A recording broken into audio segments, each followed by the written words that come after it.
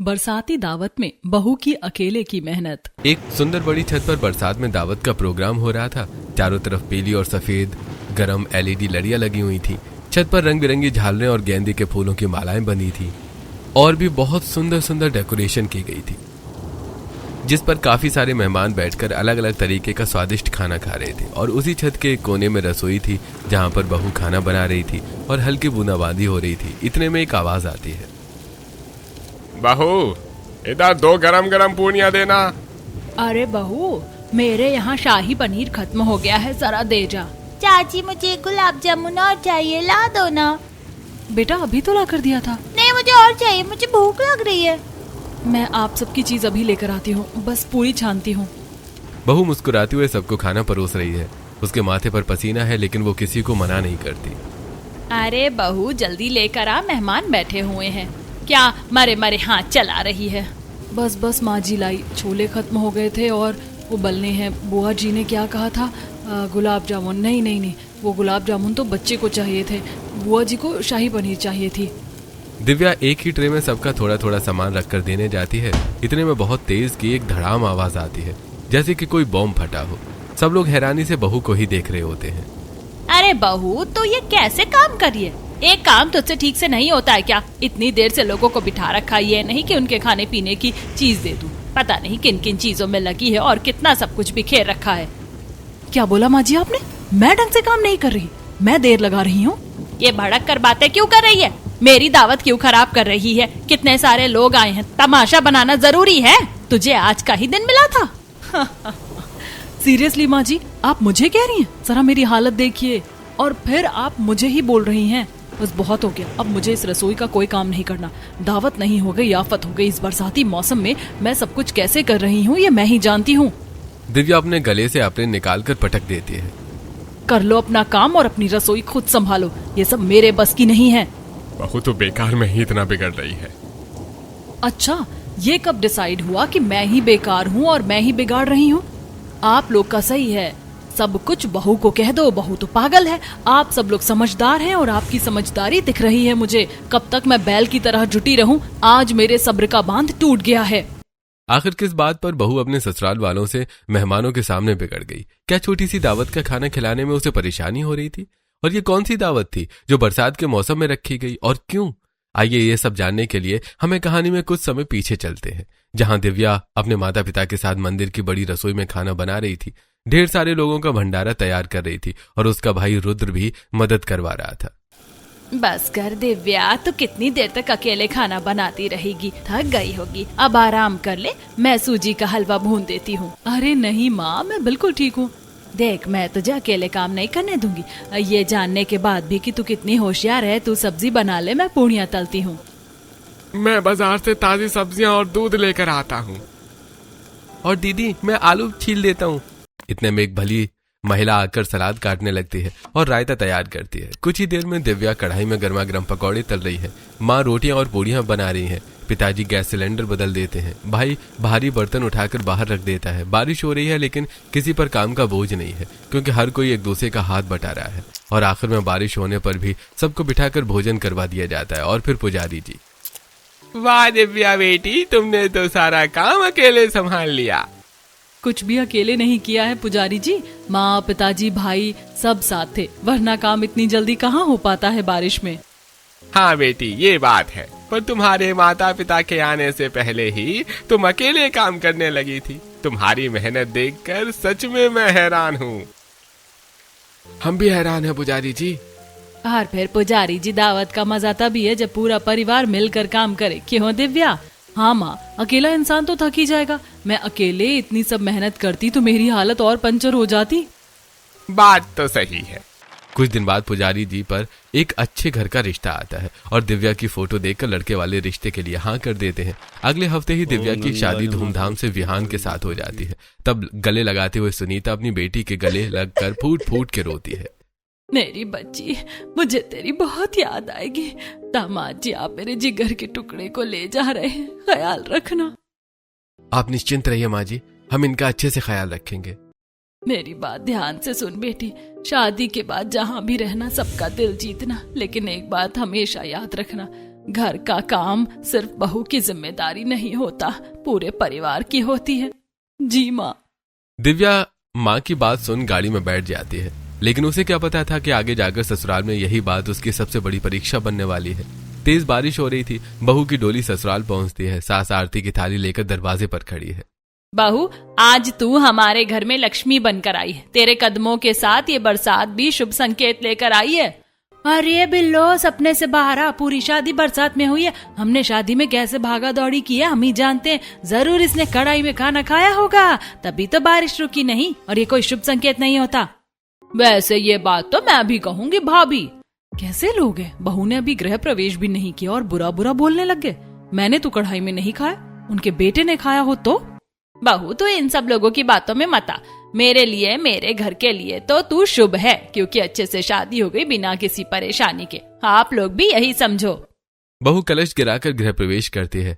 घर के सभी लोग उसका स्वागत करते हैं।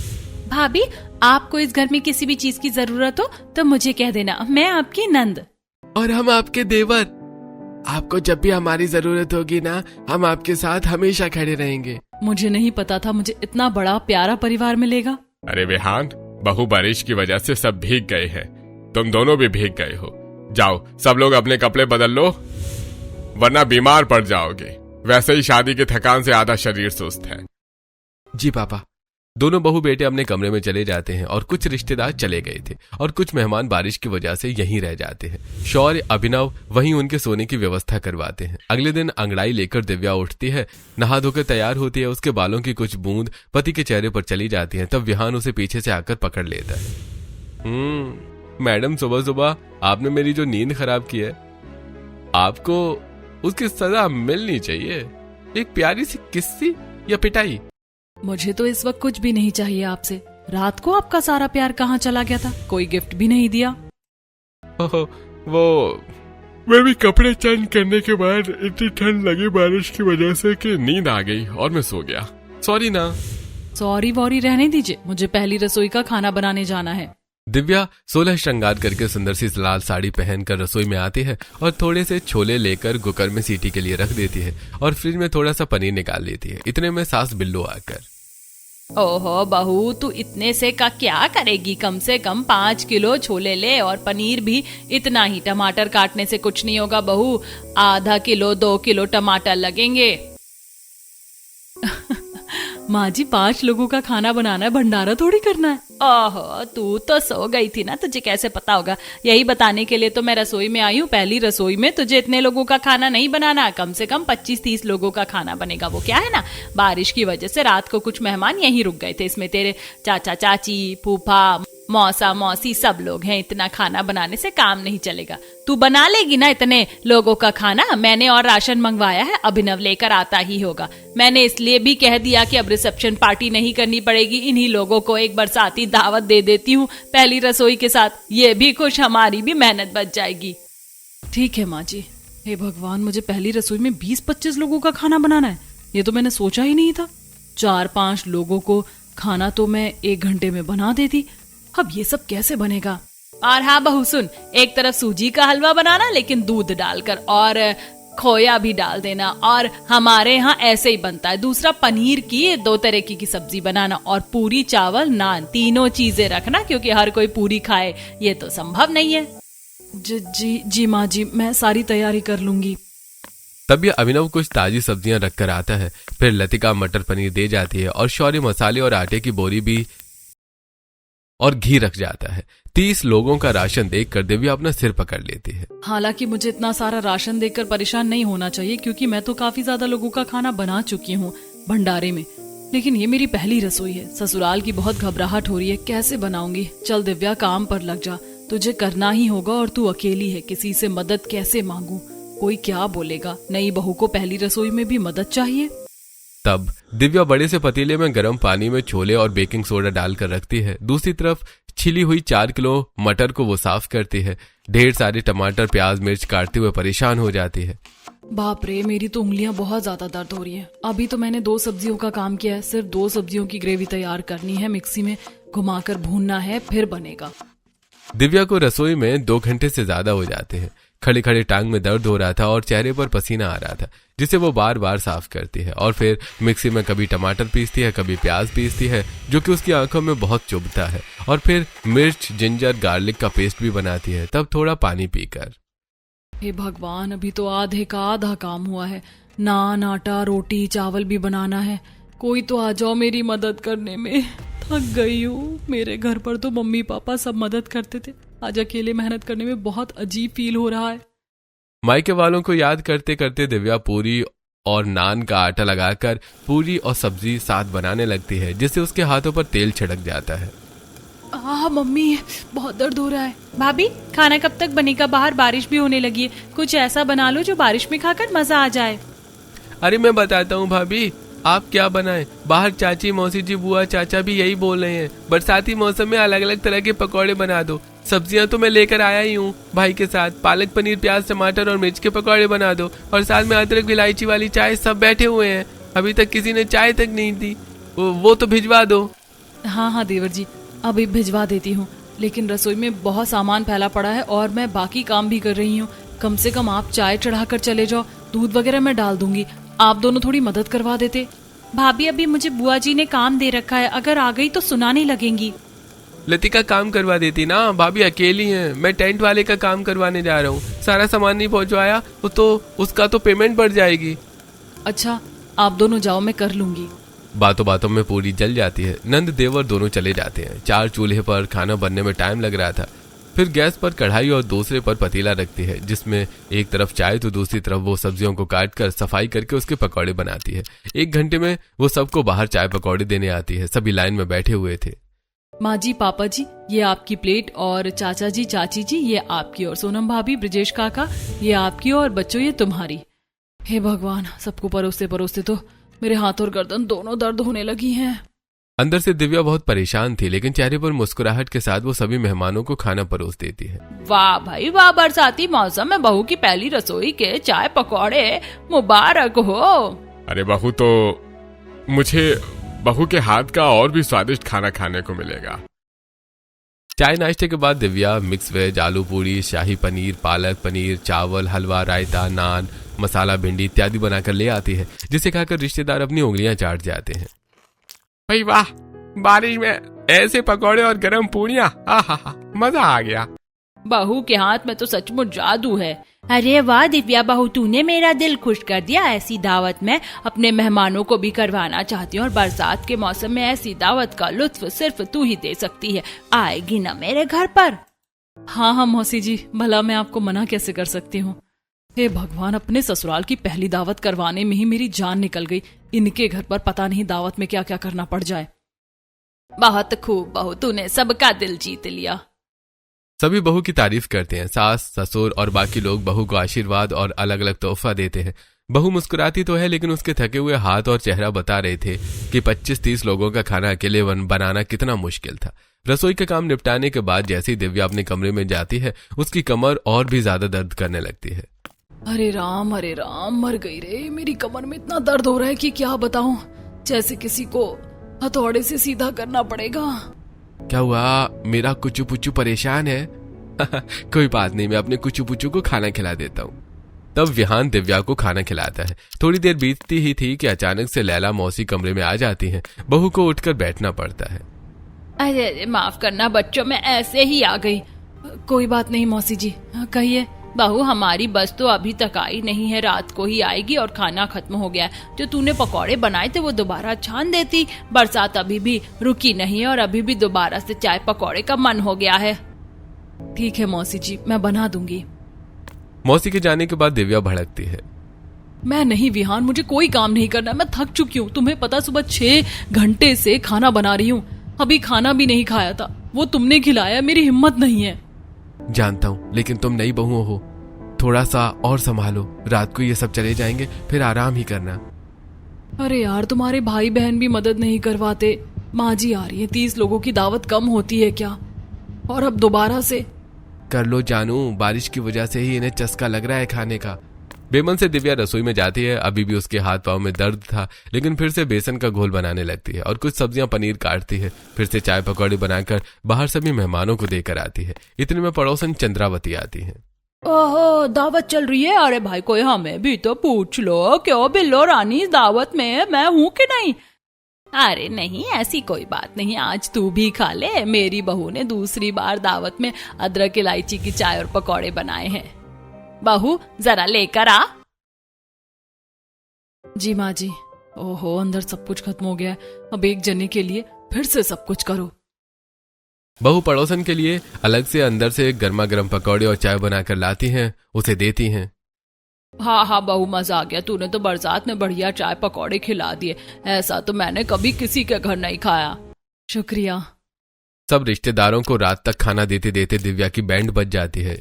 उसके बाद वो लोग अपने बस में बैठकर चले जाते हैं। घर में अब शांत माहौल था। दिव्या को कम खाना बनाना पड़ रहा था, लेकिन बरसात में कुछ न कुछ चटपटा बनाकर ससुराल वाले भी उसे आधा परेशान रखते हैं। लतिका अपने आने वाले रिजल्ट के लिए बहुत ज्यादा परेशान थी। लतिका मेरे साथ बाजार चलो ना, माँ जी ने आज बहुत सारा सामान लाने के लिए कहा है।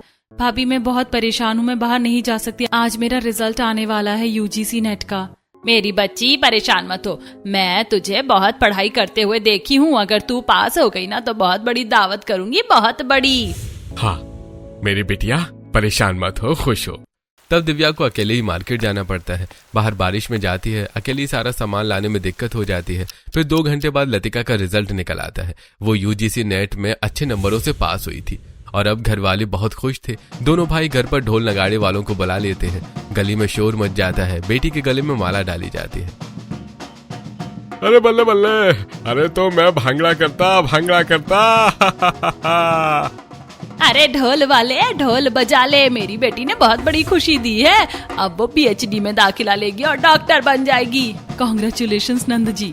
थैंक यू भाभी, लेकिन इससे काम नहीं चलेगा। जैसा कि माँ ने बोला था वो बहुत बड़ी दावत करेंगे और इस दावत की शेफ आप हैं। अपने बहुत सारे फ्रेंड्स और रिश्तेदारों को बताना चाहती हूँ कि मैं उनसे कितना आगे निकल गई हूँ। हाँ, बहुत सारे रिश्तेदार बोलते थे तुम्हारी बेटी क्या ही कर लेगी, लेकिन मेरी बेटी ने कर दिखाया। एक बहुत बड़ी दावत होगी और बाहर होगी। इस बार ज्यादा खाना बनेगा, 50-60 लोगों का, तो तू तैयार रहना। 50-60 लोगों का खाना? माँ जी बच गई मेरी बैंड, एक और दावत का खाना। और इस तरह दोस्तों बहू को दूसरी दावत का ऑर्डर मिल जाता है। या उसे बरसाती दावत से छुटकारा मिल पाएगा? घर वाले उसकी मदद करेंगे? आपको क्या लगता है? कमेंट करके हमें बताइएगा। सास ससुर ने बेटी के परीक्षा पास करने की खुशी में एक बरसाती दावत रखी, जिसकी जिम्मेदारी बहू को दे। सारा राशन वगैरह बाहर से ही उसे लाना पड़ा। बहू बहुत ज्यादा परेशान थी। खाना बनाने लगती है तब सास, बहू बाहर अच्छे से खाना बना तो लेगी ना, और कोई बर्तन चाहिए तो बता दे, हलवाई वाले से मंगवा दूंगी। माँ जी इतने सारे लोगों का खाना मैं अकेले कैसे बना लूंगी? अरे तू कर लेगी, मुझे तुझ पर यकीन है, डर मत, हम सब यहीं पर तो हैं, जब बुलाएगी आ जाएंगे। बिल्लो बहू को सहानुभूति देकर चली जाती है और बाहर गार्डन में बड़े बड़े पतीलों में दिव्या अकेले ही खाना बनाने की तैयारी करती है। कहीं खीर बनती है, कहीं पूड़ी, तो कहीं गुलाब जामुन, और अब धीरे धीरे बारिश होने लगी थी। माँ जी बारिश आ रही है, जल्दी जल्दी तिरपाल लगवा दीजिए। परेशान मत हो दिव्या, मैं करता हूँ। अपने भाइयों के साथ मिलकर तिरपाल लगवा देता है और योगेश और बिल्लो सभी मेहमानों के लिए गार्डन में ही टेंट लगवा देते हैं। वहीं बैठने का इंतजाम होता है और अब धीरे धीरे मेहमान आने लगते हैं। एक तरफ बहू खाना बना रही थी, दूसरी तरफ लोगों को उसे कोल्ड ड्रिंक, चाय, पकौड़े देने पड़ रहे थे। अरे नील, मुकेश, बच्चों यहीं पर आराम से बैठो, बारिश हो रही है ना, फिसल जाओगे, जो चाहिए चाची से मांग लो। दिव्या, मैं बुआ जी मौसी जी से बात करी हूँ, ये कुछ भी खाने को मांगे तो दे देना। चाची गुलाब जामुन और पकौड़े दे दो। हाँ बच्चों ये लो। क्या सर्विंग भी मैं ही संभालूं, कोई और नहीं है क्या देने के लिए? माँ बेटे दोनों एक जैसे ही निकले। दोनों ने कहा था हम सब साथ खड़े हैं, बस खड़े होने के लिए खड़े हैं, काम करवाने के लिए कोई आगे नहीं आ रहा। पूरी रसोई बहू ने अकेले ही संभाल रखी थी और बाकी सब मेहमानों के साथ बातचीत में लगे हुए थे। अब बारिश की छींट चारों चूल्हे पर पड़ रही थी। लकड़ियां भीगने लगती हैं, हवा से बुझने लगती हैं। अरे देवर जी मदद करो। आया भाभी, ये रही, बड़ी मुश्किल से थोड़ी बहुत सूखी लकड़ियां मिली हैं। देवर जी इससे कुछ नहीं होने वाला, बहुत सारा खाना बनाना है, अंदर बड़े वाले पंखे के सामने इन लकड़ियों को थोड़ा सुखा कर लाओ। अरे भाभी कहाँ फंसा दिया आपने? ठीक है अभी लाता हूँ। शौर्य घर के अंदर कूलर के आगे लकड़ियों को सुखाने रखता है। वहीं बहू भी बाहर सूखी लकड़ियां चुनकर बड़ी मुश्किल से चूल्हा पर बाकी का चाय, नाश्ता, वेज बिरयानी, शाही पनीर, दाल मखनी, नान, मंचूरियन, फ्राइड राइस, रायता, गाजर का हलवा, जलेबी इत्यादि बनाती है। बारिश बंद नहीं हो रही थी, सब लोग खाना खा रहे थे और बहू सबको परोस रही थी। इतने में वो फिसल जाती है। नंद और उसकी फ्रेंड यामिनी उठाती है। भाभी आप ठीक तो हो ना? मैं ठीक हूँ, बस थोड़ा लगी है। भाभी 5 मिनट के लिए बैठ जाओ, फिर इसके मम्मी पापा और वहाँ के गेस्ट को भी आप खाना परोस देना। मैं अपनी फ्रेंड के साथ हूँ, कुछ रील शूट करनी है। ठीक है तुम जाओ, किसी को मेरी फिक्र नहीं है। अरे बहू बातें बात न करना, यहाँ मेहमानों को गरम गरम जलेबी लेकर आओ, बारिश में खाने में बहुत लजीज लगता है। हाँ और मुझे भी दे दो, मजा आ गया चाचा जी, बारिश में ऐसी दावत रखवाई है आपने। अरे भाभी अभी तो नाच गाना भी होगा। कुछ देर बाद सब दावत का खाना खाकर अंदर डीजे पर डांस करने लगते हैं। बहू अभी भी खाने के पास बैठ खाना बना रही होती है, किसी को उसकी चिंता नहीं होती और आखिरकार नंद की सक्सेस पार्टी भी अच्छे से हो जाती है। 4 दिन बाद पड़ोसन चंद्रावती अपनी बहू आकांक्षा के साथ घर आती है। अरे बिल्लो मेरी मदद कर दे, दरअसल मेरे पोते का जन्मदिन था, मैंने दावत रखी थी, अब मेरी बहू का हाथ टूट गया, मैं अकेले नहीं कर पाऊंगी। तेरी बहू हर दावत में इतना अच्छा खाना बना कर देती है, एक बार मेरे घर की दावत संभाल लेती तो अच्छा होता। क्यों दिव्या बहू करेगी ना मेरी मदद? अरे इतना परेशान मत हो, मेरी बहू बहुत बहुत अच्छा खाना बनाती है। अब तो मेरे सारे रिश्तेदारों में उसकी तारीफ होती है। बहू बना देगी ना? नहीं अब नहीं, मेरी 2 दावत में तेल निकाल दिया, अब पड़ोसन के मेहमानों को भी मैं ही देखूं। अपने घर जाना है, मम्मी के पास जाना है। बताओ दिव्या, हमारी मदद कर दोगी ना? देखो सब्जियां तो हमारे गार्डन में ही है, तो तोड़ लेना, और कुछ बाजार से लानी है हमें बता देना। जी मैं कर दूंगी। दिव्या चाहकर भी मना नहीं कर पाती है और अगले दिन वो पड़ोसी के घर दावत बनाने में लग जाती है। चंद्रवती और आकांक्षा ने अपने घर की छत पर ही रसोई और मेहमानों के बैठने का इंतजाम किया था। उन्होंने कुछ सब्जी बाहर से लाकर दे दी थी। आंटी जी ये धनिया, टमाटर, मिर्च, गोभी, बैंगन, यहाँ पर कुछ नहीं है। अरे बहू हम थोड़ा घर के अंदर सजावट कर रहे हैं, तुम नीचे से जाकर सब्जी ले आओ, गार्डन में सारी सब्जियां जो चाहिए वो ले लो, और चटनी भी बना देना पकौड़े के साथ। अब बरसात है तो मेहमान पकौड़े ही मांगेंगे, और कुछ लोग कॉफी पियेंगे तो कॉफी बनाना।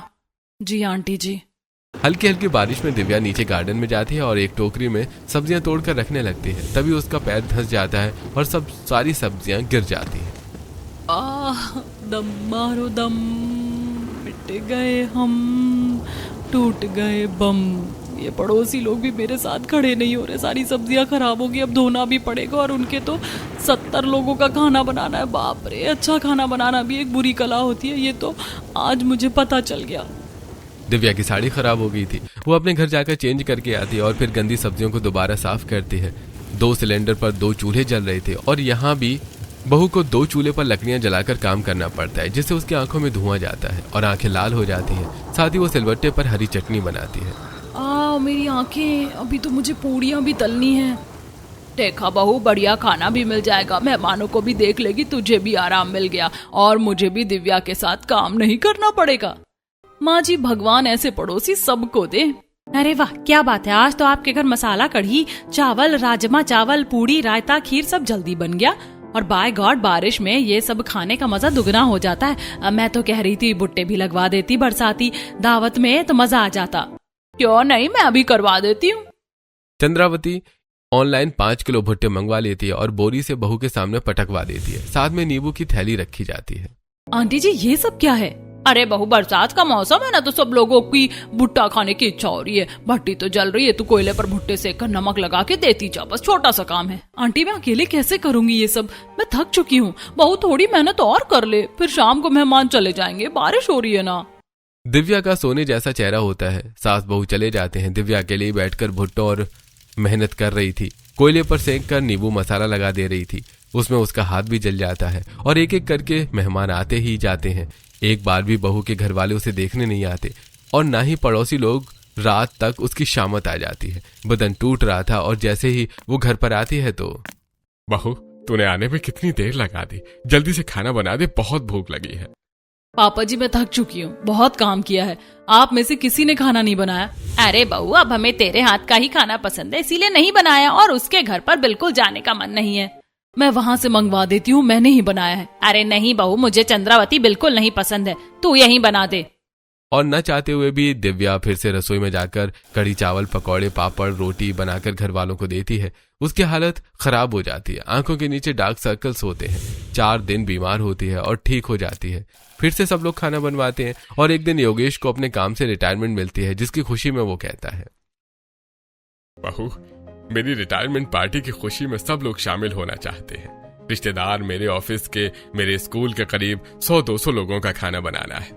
और बरसाती दावत मैं भी छत पर रखूंगा, तो उस हिसाब से चल, तू सारा खाना तैयार कर देना। अभिनव शौर्य रात को ही सब लोगों को इनविटेशन दे देंगे, और तू अच्छा बनाती है तो उसकी जिम्मेदारी तेरे ऊपर है। पापा जी मेरे लिए मुश्किल हो जाता है और बारिश में बहुत दिक्कत होती है खाना बनाने में। हम सब बाहर चलते हैं या फिर आप हलवाई लगवा लो। नहीं भाभी, आप ही बनाओ और जल्दी से अभी बाहर चले जाओ, वरना मंडी से सब्जियां नहीं मिलेंगी। माँ जी मैं लिस्ट बनाकर दे देती हूँ, ज्यादा सामान है। नहीं नहीं, यहाँ पर सब थके हुए हैं और काम में हैं। तू विहान को ले जा और ले आ। कैसे ससुराल वाले हैं, और अब तो गुस्सा आता है। मैं क्या इन्हें नौकरानी दिखती हूँ जो मेरे हाथ पांव दर्द नहीं करते? सब्जी भी मैं ही लेने जाऊं, अब कल सब कुछ करना है तो आधा काम मुझे रात में ही करना होगा।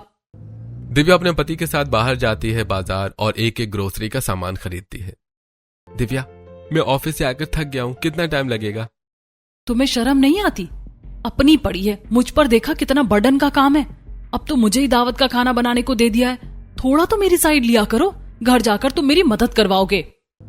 सारा सामान लाने के बाद दिव्या रसोई में सारा सामान फैला के रखती है। टमाटर, प्याज, मिर्ची की अलग अलग मिक्सी से पेस्ट बनाकर ग्रेवी तैयार करती है और सब्जी काटने लगते हैं। नंद आ भी जाती है तो उठकर चली जाती है और पति सब्जी काटते काटते सो जाता है। रात के 2 बज रहे हैं और सब कुछ मैं अकेले संभाल रही हूँ। सुबह जल्दी भी उठना है। ओ ढक्कन सिंह, मार मार के तुम्हारा मक्खन सिंह बना दूंगी। जो कमरे में जाकर सो जाओ। नींद में विहान उठकर कमरे में चला जाता है। कुछ देर बाद बहू जाकर सो जाती है। सुबह छत पर डेकोरेट करने की जिम्मेदारी भी दिव्या पर होती है और वो ट्रांसपेरेंट पर्दे, रंग बिरंगे फूल, लाइट लगाकर सब सजाती है। साथ ही बारिश का इंतजाम करती है, वाटरप्रूफ टेंट लगवाकर, और साइड में किचन में खाना बनता रहता है। आधा खाना बन गया था, मेहमान आ गए थे और खाने लगते हैं। मोहिनी की महेश चाचा से बिल्कुल नहीं बनती, तब जानबूझकर अपने बेटे को डांट कर, मुकेश बेटा, तेरे टकले पर इतना मारूंगी कि तू सारी गलतियां करना भूल जाएगा। ये क्या हाल बना रखे हैं कपड़ों के, और कितना खाता है तू, भुक्कड़ कुंभकर्ण कहीं का। पीछे मुकेश खड़ा होता है जो लगातार गुलाब जामुन ठूस कर खा रहा था।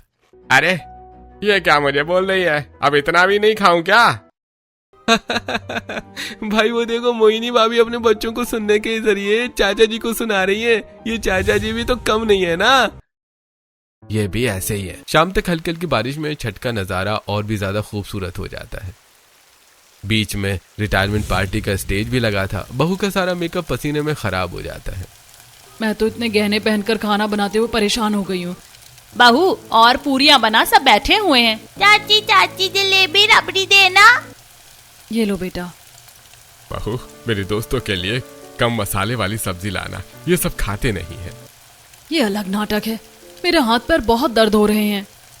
दिव्या की इस बरसाती दावत में भी कोई मदद नहीं कर रहा था। वो अकेली मेहनत कर रही थी। इस बीच उसका हाथ कुकर पर लग गया, जिससे कुकर गिर जाने से धमाके जैसी आवाज आती है और सास मेहमानों के बीच सुनाने लगती है, जिससे दिव्या के सब्र का बांध टूट जाता है और वो एप्रेन निकालकर पटक देती है। बस माँ जी, पापा जी, बहुत हो गया। आप लोगों को मैं पागल नजर आती हूँ? अरे 45 लोगों का नहीं, बहुत सारे लोगों का खाना बना रही हूँ, और वो भी ऐसे बरसाती मौसम में। मैं अकेले ही रसोई में मेहनत कर रही हूँ। कितनी बार फिसली हूँ, जली हूँ, इस बात का आप लोगों को अंदाजा भी है? ऊपर से फरमाइशें आ रही हैं कि कम मसाले वाला खाना दो, या कटोरी में खीर दो, या कुछ और दो। अरे इतना सब तो आप लोग भी कर सकते हैं। जाइए और अपनी रसोई खुद संभालिए। बस कर बहू, जरा सी दावत नहीं संभाली जा रही है तुझे। हम सब कर लेंगे, तू बैठ। किसी को बहू की हालत पे तरस नहीं आता। रसोई संभालने लगते हैं तो अलग अलग गलतियां करने लगते हैं। नंद पूड़ी जला रही है, सास कुकर ब्लास्ट करवा देती है। दोनों बेटों को मेहमानों को खाना सर्व करना नहीं आता। कभी चूल्हा बुझा रहे हैं, कभी बारिश का पानी खाने में चला जाता है। जब परेशान होते हैं और मेहमान ताने देने लगते हैं तो, अरे योगेश, बहू गलत क्या? तुम लोगों ने अपनी बहू के साथ इतनी बड़ी दावत अकेले संभालने के लिए दे दी। परिवार को साथ काम करना चाहिए, ना कि अकेले। वही तो, उस बेचारे को झुलसा दिया इन सब में। गलती आपकी है। तब सारे घर वाले हाथ जोड़कर खड़े होते हैं। बहू, हमसे तो 2 घंटे भी नहीं संभला। भाभी, आपने इतने महीनों तक अकेले सब कैसे किया? मैं तो सिर्फ वीडियो बनाती रही, कभी आपकी मदद ही नहीं की। सॉरी भाभी। माफ कर दे बहू, आज के बाद तेरे साथ ये सब कभी नहीं होगा। तेरी मेहनत में पूरा परिवार होगा। तू अकेली नहीं होगी। दावत की जिम्मेदारी सिर्फ बहू की नहीं होती है। काश ये बात आप पहले समझ जाते। घर वालों को अपनी गलती का एहसास होता है और अब बहू जैसा बताती है ससुराल वाले वैसा ही करते हैं और रिटायरमेंट पार्टी की दावत अच्छे से हो जाती है। दोस्तों, क्या जो घर में दावत की जाती है वो अकेली बहू की जिम्मेदारी होती है या परिवार वालों की भी? आपकी क्या राय है, कमेंट करके बताइएगा।